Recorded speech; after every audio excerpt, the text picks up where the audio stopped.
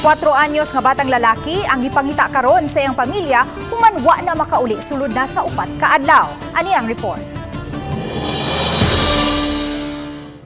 Siya ang 4 anyos nga si Zion Ivan Evisa, missing sukad niadtong Hunyo 19 sa Sitio Pandayan, Barangay Basak, San Nicolas sa Cebu City.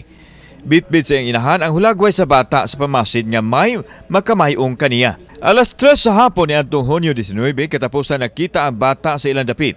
Posibleng migawas kay nangita siyang lula apan wa ni hinuon makabalik. Naiparay diri sa amo niya, murag ni kuyog tingali to siya.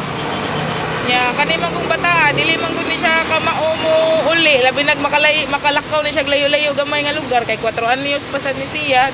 Nag-uol ko nga kuan nga wa na ko kakita niya. Ako adyo ko katugod.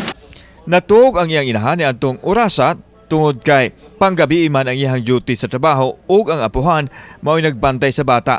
Samtang may nagsulti sa pamilya nga may babaeng tapad ang bata dihang katapusan siya nakitaan.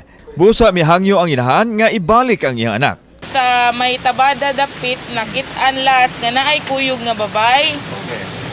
Nya pag human ato wala na jud siya mauli. Kinaot ba nga kanang umutong sa imong kasing-kasing gani nga imo na lang ibalik ang bata. Na-report na sa pamilya sa kapulisan ang pagkahanaw sa bata. Sa mga nakakita, mamahimong mukontak sa inahan sa cellphone number 0929-372-1308.